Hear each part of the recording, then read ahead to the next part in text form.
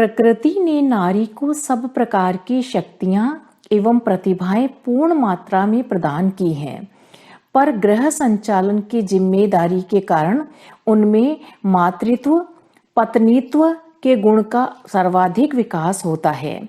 पर जब आवश्यकता पड़ती है वह अन्य क्षेत्रों में भी ऐसे महानता के कार्य कर दिखाती है कि दुनिया चकित रह जाती है। ऐसी ही एक स्वतंत्रता के लिए प्राण अर्पण करने वाली वीरांगना हुई है रानी दुर्गावती। पंडित श्रीराम शर्मा आचार्य।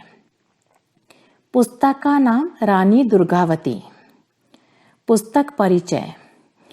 प्रस्तुत पुस्तक में लेखक ने स्वतंत्रता के लिए अपने प्राण अर्पण करने वाली वीरांगना, युद्ध कौशल में निपुण विदुषी महिला रानी दुर्गावती के जीवन चरित्र का वर्णन किया है। वे लिखते हैं, रानी दुर्गावती मरकर भी अमर हो गईं। उन्होंने जो वीरता और रण कौशल दिखाया वह अद्वितीय है। बहुत खोज करने पर भी ऐसी दूसरी नारी नहीं दिखाई पड़ती जिसने अकबर जैसे सम्राट की फौज को 2 बार पराजित किया हो। आपकी समक्ष प्रस्तुत है एक लघु पुस्तक जो रानी दुर्गावती का जीवन के विभिन्न पहलुओं पर प्रकाश डालती है। पुस्तक के कुछ अंश। अकबर का मान मर्दन करने वाली महान वीरांगना थी रानी दुर्गावती। महाराणा प्रताप को छोड़कर किसी भी राजा में अकबर का सामना करने का साहस न था, पर नारी होते हुए भी रानी ने दिल्ली सम्राट के विशाल सेना के सामने खड़े होने का साहस दिखाया और 2 बार पराजित किया।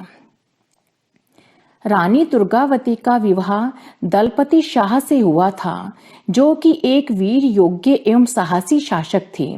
जब उन्होंने दुर्गावती के रूप एवं वीरता की चर्चा सुनी तो 2 सरदारों को कलिंजर भेजा, परंतु कीर्ति राय जाति पाति के बंधन में जकड़े हुए थे। उन्होंने इस प्रस्ताव को अस्वीकार कर दिया। इस पर दलपत राय ने कालिंजर पर हमला कर दिया और कालिंजर पर अधिकार कर लिया, परंतु उसने कीर्ति राय के साथ कोई दुर्व्यवहार नहीं किया। उसकी सज्जनता देखकर कीर्ति राय ने अपनी पुत्री का विवाह दलपत शाह से कर दिया। विवाह के 1 वर्ष के पश्चात दंपति को पुत्र रत्न की प्राप्ति हुई, परंतु 2 वर्ष बाद ही दलपत राय बीमारी से स्वर्ग सिधार गए। दुर्गावती ने अपने पुत्र वीर नारायण को राजगद्दी पर बैठाया और संरक्षिका के रूप में राजकाज देखने लगी। राजकाज पुत्र की परवरिश इतनी अच्छे से की कि लोगों को भरोसा हो गया कि सत्ता सुरक्षित हाथों में है। रानी दुर्गावती के लिए ये सब इतना आसान नहीं था। उस समय अकबर का शासन था। वह गोंडवाना पर युद्ध का बहाना खोजता रहता था। उसने धोखे से गोंडवाना पर चढ़ाई की। अकबर एक साम्राज्यवादी शासक था। राज्य स्त्री का है या पुरुष का, इससे उसे कोई मतलब नहीं था।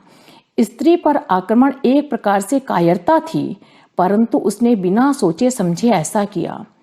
तभी उसके बेटे जहांगीर ने विद्रोह कर दिया और खुर्रम ने और उत्पात मचाया। युद्ध का आरंभ।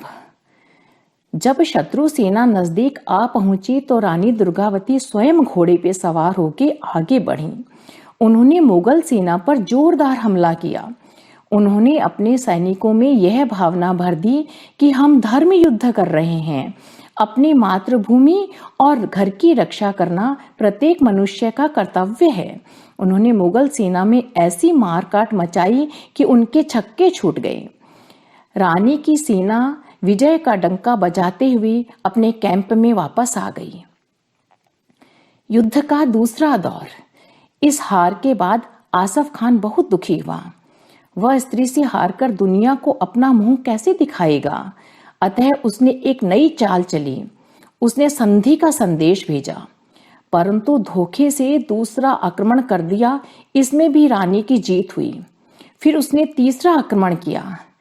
इस बार रानी विश्वासघात की भेंट चढ़ गई, परंतु वीर रानी शत्रु के हाथों नहीं, वरन उन्होंने अपनी कटार से अपना वध किया।